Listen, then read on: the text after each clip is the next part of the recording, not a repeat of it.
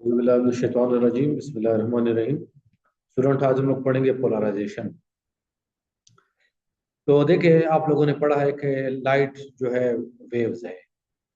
तो ये हमें किस तरह पता चला, किस एक्सपेरिमेंट से पता चला कि लाइट जो है वेव्स है। तो इसके लिए याद रखें, दो बड़े इंपॉर्टेंट एक्सपेरिमेंट्स है। एक है डायफ्रैक्शन और दूसरा है इंटरफेरेंस। डायफ्रैक्शन और इंटरफेरेंस वाले एक्सपेरिमेंट से हमें पता चला कि लाइट जो है वेव्स है। क्योंकि याद रखिए, डायफ्रैक्शन और इंटरफेरेंस सिर्फ वेव्स में होती है, पार्टिकल्स में नहीं होती। अब दूसरा सवाल ये पैदा होता है कि लाइट चूंकि इलेक्ट्रोमैग्नेटिक वेव्स है और ये ट्रांसवर्स वेव्स होती है, तो सवाल ये पैदा होता है कि ये हमें कैसे पता चला कि लाइट ट्रांसवर्स वेव्स है। क्या है? ट्रांसवर्स वेव्स है। तो देखिए, लाइट के ट्रांसवर्स होने का पता हमें लाइट के पोलराइजेशन से पता चलता है। लाइट जो है पोलराइज हो सकती है। पोलराइजेशन एक ऐसा फिनोमेना है जो कि सिर्फ ट्रांसवर्स वेव्स के साथ होता है, लॉन्गिट्यूडनल वेव्स के साथ नहीं होता। तो चलो, अभी इसको थोड़ा सा मजीद देखते हैं। तो देखिए, यहाँ पे मैंने लिखा हुआ है, इस डेफिनेशन को फिलहाल मैं छोड़ देता हूँ थोड़ी देर के लिए, फिर आगे चलते हैं। तो देखिए, लाइट इलेक्ट्रोमैग्नेटिक वेव्स है। तो इलेक्ट्रोमैग्नेटिक वेव्स में क्या होता है? तो देखिए, यहाँ पर मैं ले लेता हूँ कि फर्ज करें ये मेरे पास एक्स एक्सिस है, और ये फर्ज करें मेरे पास वाई एक्सिस है, और ये मेरे पास जेड एक्सिस है। तो याद रखिए, इलेक्ट्रोमैग्नेटिक वेव्स में दो फील्ड्स होते हैं, एक इलेक्ट्रिक फील्ड, दूसरा मैग्नेटिक। तो इलेक्ट्रिक फील्ड के लिए मैं ये कलर ले रहा हूँ। इलेक्ट्रिक फील्ड जो है स्पेस में वक्त के साथ बढ़ता है, एक मैक्सिमम वैल्यू तक जाता है, फिर जीरो हो जाता है। तो देखिए, यहाँ पर इलेक्ट्रिक फील्ड बढ़ रहा है स्पेस में, मैक्सिमम वैल्यू तक गया, फिर कम होना हो गया, शुरू हो गया, और आखिर में क्या हो गया? जीरो। फिर इसके बाद इलेक्ट्रिक फील्ड जो है अपनी डायरेक्शन चेंज करेगा। इलेक्ट्रिक फील्ड अपनी डायरेक्शन क्या करेगा? चेंज करेगा।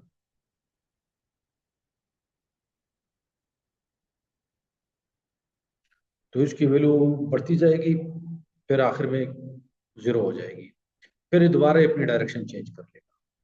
लेकिन याद रखिए, जब इलेक्ट्रिक फील्ड चेंज होता है तो ये अपने साथ मैग्नेटिक फील्ड प्रोड्यूस करता है, परपेंडिकुलर डायरेक्शन में मैग्नेटिक फील्ड प्रोड्यूस करता है। तो ये अपने साथ मैग्नेटिक फील्ड प्रोड्यूस करेगा, तो मैग्नेटिक फील्ड परपेंडिकुलर डायरेक्शन में होगा। तो देखिए, ये मैग्नेटिक फील्ड है।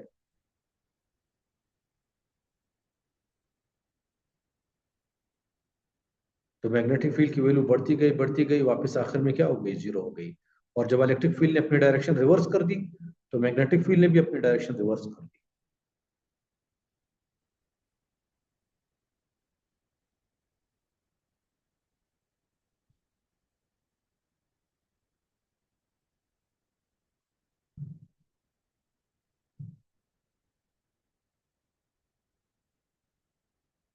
सही।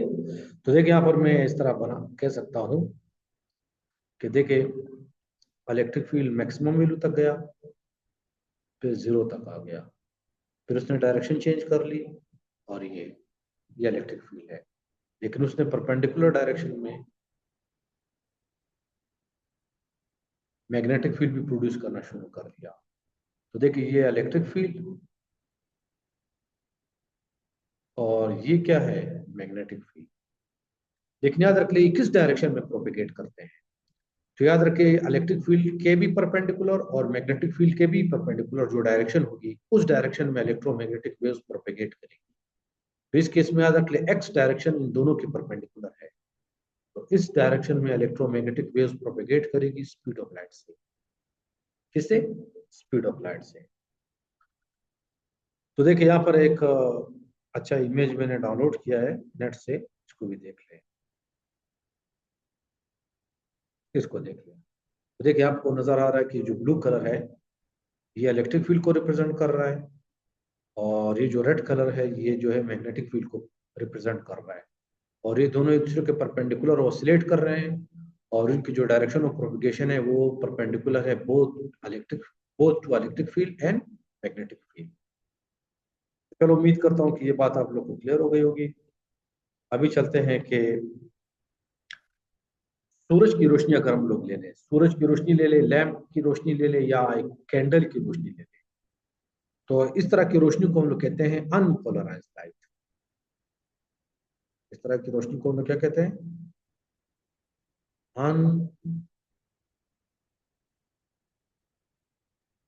Unpolarised light. अभी अनपोलराइज्ड लाइट में क्या होता है? देखिए यहाँ पे मैंने इलेक्ट्रिक फील्ड सिर्फ एक डायरेक्शन में लिया है। अगर आप फर्ज करें सूरज ले लें और सूरज की रोशनी को चेक करें, तो उसमें आप देखेंगे कि इलेक्ट्रिक फील्ड इस डायरेक्शन में भी होगा। मैं सिर्फ इलेक्ट्रिक फील्ड की भी बात कर रहा हूँ। इलेक्ट्रिक फील्ड इस डायरेक्शन में भी होगा, इलेक्ट्रिक फील्ड इस डायरेक्शन में भी होगा, इस डायरेक्शन में भी होगा, इस डायरेक्शन में भी होगा। तो उसमें इलेक्ट्रिक फील्ड ऑल डायरेक्शंस में होगा। क्या होगा? ऑल डायरेक्शंस में होगा। तो इसका मतलब है कि ये जो सूरज से रोशनी निकल रही है, इसके जो इलेक्ट्रिक फील्ड है उसको हम लोगों ने खास डायरेक्शन में रिस्ट्रिक्ट नहीं किया, एक खास डायरेक्शन में हम लोगों ने इसको नहीं लिया। ये ऑल डायरेक्शन में जो है इसका इलेक्ट्रिक फील्ड वाइब्रेट कर रहा है। और इस तरह की रोशनी को हम लोग क्या कहते हैं? Unpolarised light. क्या कहते हैं? Unpolarised light. लेकिन याद रखिए, अगर मैं किसी भी तरीके से फर्ज करें मैं इस रोशनी में ये कर लूँ कि खास डायरेक्शन में इलेक्ट्रिक फील्ड जो ऑसिलेट कर रहा है उसको अलाउ करूं, जाने दूं, और बाकी डायरेक्शन में जो इलेक्ट्रिक फील्ड है उसको ब्लॉक करूं। क्या कर दूं? ब्लॉक कर दूं। तो इस केस में देखिए, ये जो डायरेक्शन है इसको मैं अलाउ करता हूँ फर्ज करें, तो इलेक्ट्रिक फील्ड सिर्फ इस डायरेक्शन में जो है उसको मैं अलाउ कर रहा हूँ और बाकी डायरेक्शन को ब्लॉक कर रहा हूँ। बाकी जिस डायरेक्शन में भी इलेक्ट्रिक फील्ड ऑसिलेट कर रहा है उसको मैं ब्लॉक कर रहा हूँ। तो अगर मुझे इस तरह की लाइट मिल जाए तो उसको हम लोग कहते हैं पोलराइज लाइट।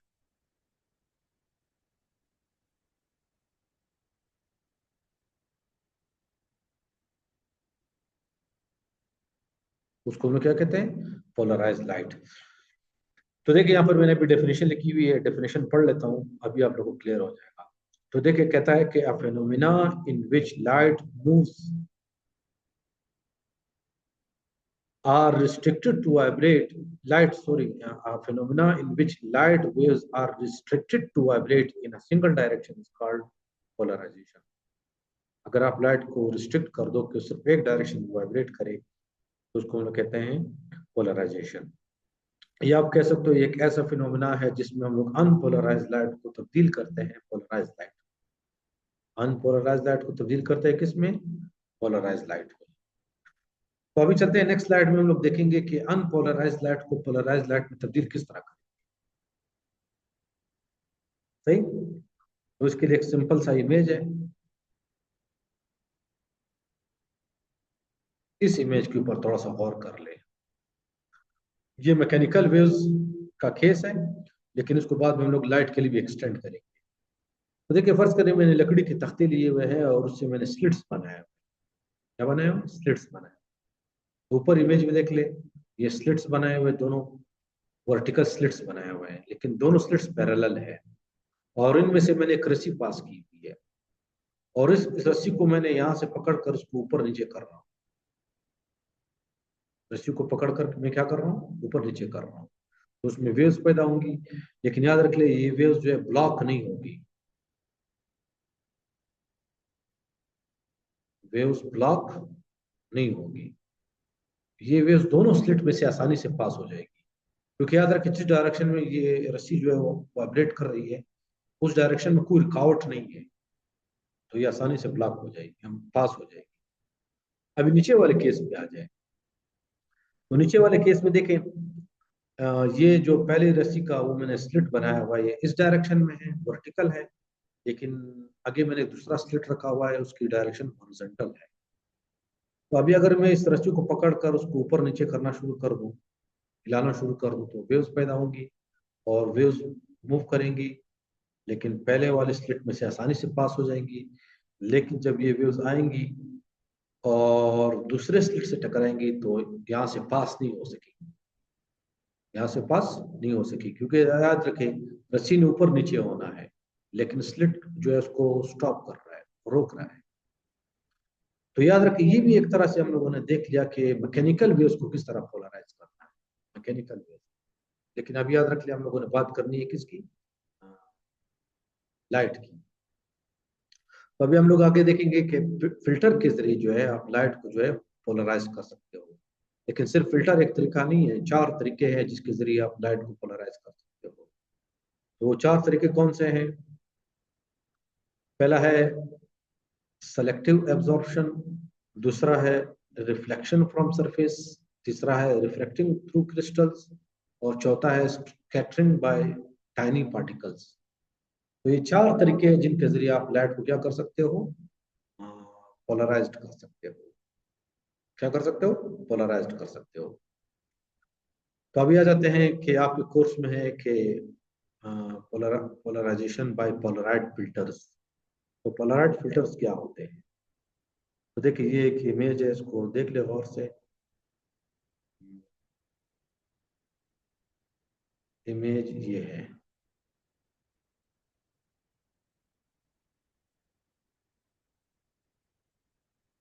ये इमेज है,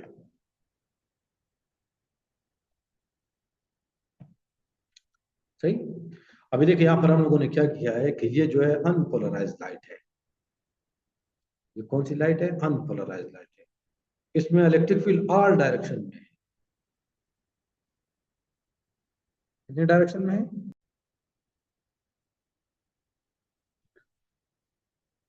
तो देखिए यहाँ पर ये जो लाइट थी ये क्या थी? अनपोलराइज लाइट थी। लेकिन इसको हम लोगों ने एक फिल्टर से पास किया, उस फिल्टर को कहते हैं पोलराइड फिल्टर।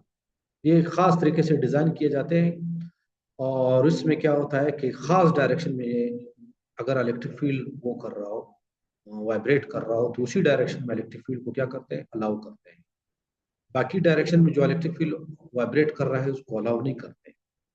अभी देखिए ये मैंने फिल्टर लगाया हुआ है, ये मैंने क्या लगाया हुआ है? फिल्टर लगाया हुआ है। और इस फिल्टर का एक एक्सिस होता है, इसको कहते हैं एक्सिस ऑफ ट्रांसमिशन। तो इसका एक्सिस ऑफ ट्रांसमिशन वर्टिकल है। क्या है? वर्टिकल है।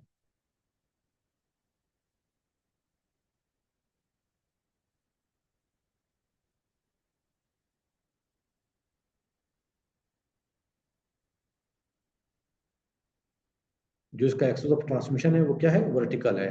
तो याद रख ले कि जब इस फिल्टर से रोशनी पास हुई, रोशनी टकराई इससे, तो इसमें सिर्फ वो इलेक्ट्रिक फील्ड पास हुआ जो वर्टिकल था। जो क्या था? वर्टिकल था। तो देखिए ये इलेक्ट्रिक फील्ड पास हुए, और बकाया ये जो इलेक्ट्रिक फील्ड है ये ब्लॉक हो गए। ये क्या हो गए? ब्लॉक हो गए। तो अभी हम लोग कहेंगे कि ये जो लाइट थी शुरू में जो कि अनपोलराइज थी, अभी क्या हो गई? पोलराइज्ड हो गई। अगर सिर्फ सिंगल डायरेक्शन में हो तो उसको हम लोग प्लेन पोलराइज्ड भी कहते हैं। तो ये लाइट क्या हो गई? पोलराइज्ड हो गई। तो ये एक तरीका है पोलराइड फिल्टर के जरिए लाइट को पोलराइज करने का। अब याद रख ले कि फर्ज करें ये इसके बाद एक दूसरा फिल्टर है, ये एक दूसरा फिल्टर है। इस दूसरे फिल्टर को हम लोग कहते हैं एनालाइजर। ठीक है, वो पहला वाला फिल्टर उसको हम लोग कह सकते हैं पोलराइजर, लेकिन उसके बाद जो दूसरा वाला फिल्टर है इसको हम लोग कह सकते हैं एनालाइजर। तो एनालाइजर क्या करेगा? ये भी इस तरह का फिल्टर है, लेकिन ये आपको सिर्फ ये एनालाइज करके देगा कि किस डायरेक्शन में जो है लाइट पोलराइज होती है।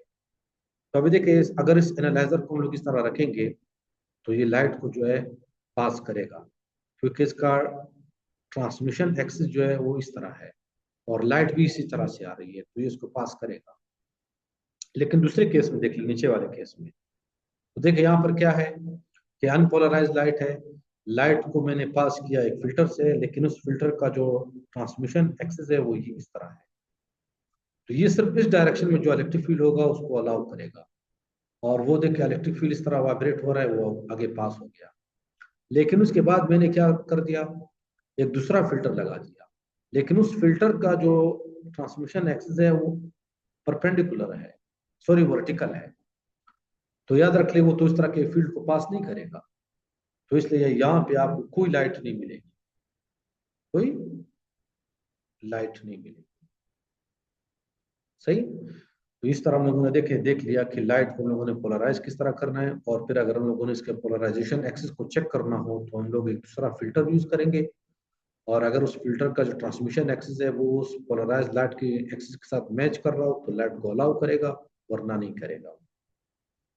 अब एक और दूसरी इंपॉर्टेंट बात याद रख लें कि ये जो अनपोलराइज लाइट होती है, अगर उसकी इंटेंसिटी आई है, अगर अनपोलराइज लाइट की इंटेंसिटी आई है, तो फिल्टर से पास होने के बाद उसकी इंटेंसिटी जो है आधी हो जाती है। उसकी इंटेंसिटी क्या हो जाती है? आधी हो जाती है। तो मैं उम्मीद करता हूँ कि ये बात आप लोग क्लियर हो गई होगी। और दूसरी बात याद रख ले कि पीछे स्लाइड में मैं एक पॉइंट भूल गया। इस पॉइंट में अगर फर्ज करें यहाँ से मैं स्प्रिंग पास करूँ,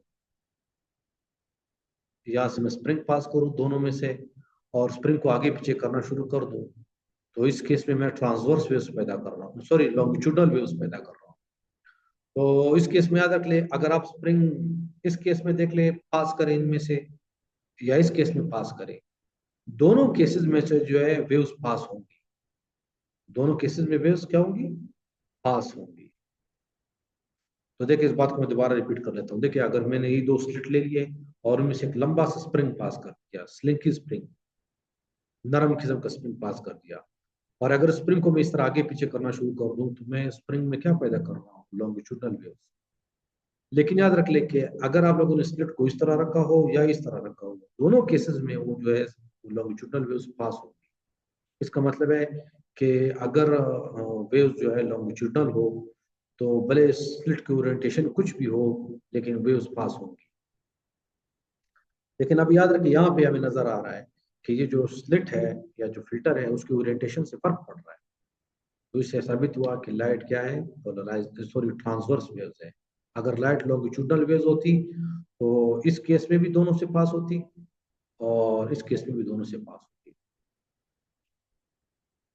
तो ये थी हम लोगों ने कहानी देखी कि पोलराइड फिल्टर के जरिए लाइट को हम लोग किस तरह पोलराइज कर सकते हैं। अभी देखिए, यहाँ पे एक इमेज है, इसको देख लें। ये इमेज है,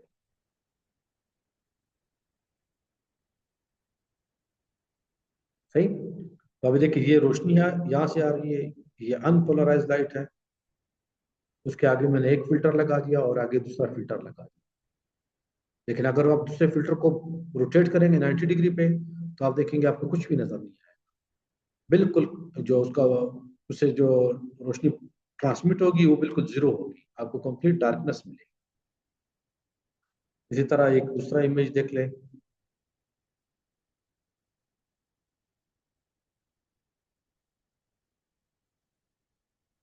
तो देखिए, यहाँ पे भी फिल्टर इस्तेमाल किया है, और फिल्टर में देखिए जो ग्लेयर है उसको कम कर दिया है, क्योंकि फिल्टर में से जो अनपोलराइज लाइट पास होती है तो उसकी इंटेंसिटी क्या हो जाती है? कम हो जाती है।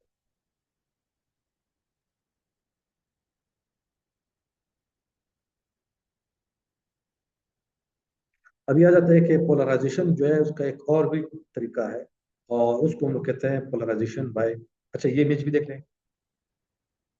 ये एक बड़ी अच्छी तस्वीर है। ये बल्ब से रोशनी निकल रही है, लेकिन ये रोशनी क्या है? अनपोलराइज्ड है। आगे मैंने क्या लगाया हुआ? फिल्टर। तो फिल्टर जो है ऑप्टिकल फिल्टर है, और उसका जो ट्रांसमिशन एक्सिस है वो इस तरह से है। लेकिन याद रख ले, वो रोशनी को कितना आसानी से पास कर रहा है, सही। लेकिन रोशनी को पास कर रहा है, सिर्फ इलेक्ट्रिक फील्ड को पास कर रहा है जो कि वर्टिकल है, अप डाउन है। हॉरिजॉन्टल वाले को पास नहीं कर रहा। इसको ब्लॉक कर दिया, इसको ब्लॉक कर दिया, इसको अलाउ कर दिया, इसको ब्लॉक कर दिया, सही। अब याद रख लिया, अगर लाइट जो है लॉन्गिट्यूडनल वेव्स होती, तो फिल्टर की ओरिएंटेशन से कोई फर्क ना पड़ता।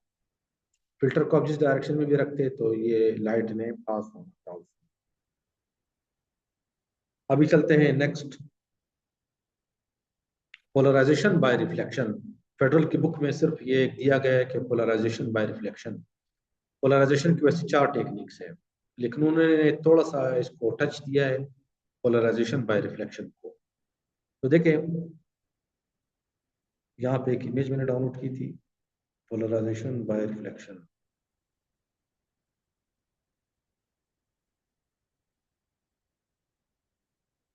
तो देखिए, यहाँ पर फर्स्ट कर एक अनपोलराइज लाइट है, और वो किसी नॉन मेटेलिक सरफेस से टकराए।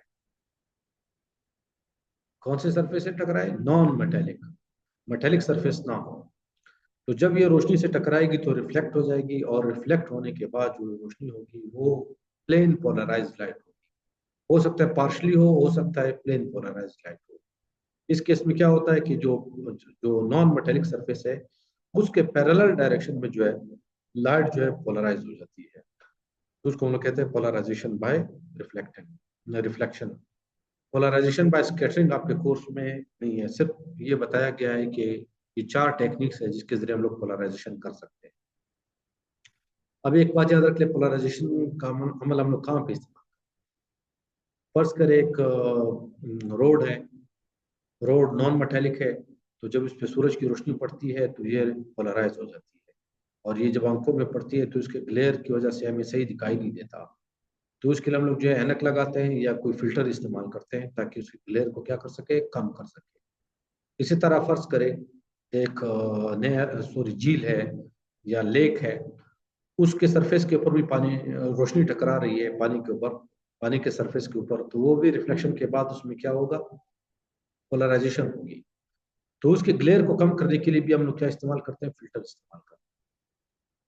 फर्ज करें आप लोग स्काई फोटोग्राफी कर रहे हो, तो अगर आप लोगों ने सही इमेज लेना है तो हम लोग क्या करते हैं कि जो कैमरा होता है उसके लेंस के आगे हम लोग ये फोटोग्राफिक फिल्म लगाते हैं ताकि इंटेंसिटी को क्या कर सके, कम कर सके।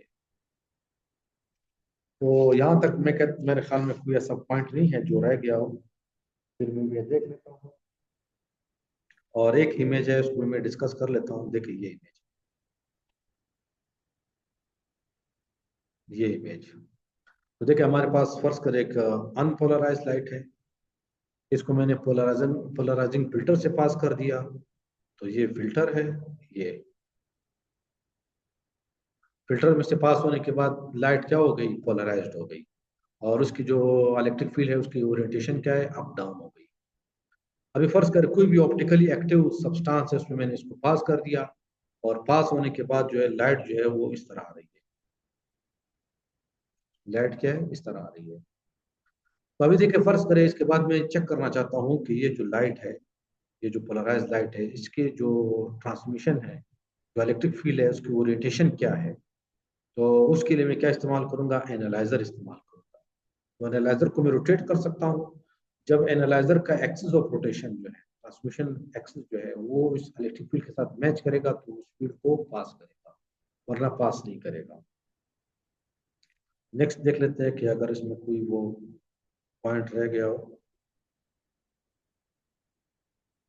इसी तरह याद रख ले, रात के टाइम जब आप लोग ड्राइविंग कर रहे होते हो तो सामने से जो गाड़ी आ रही होती है उसके हेडलाइट का जो ग्लेयर है वो भी बंदे को जो है उसके उसके विजन्स को कम कर देती है, तो वो सही से गाड़ी चला नहीं सकता। तो इसके लिए हम लोग क्या करते हैं, शीशे के ऊपर फिल्टर लगाते हैं।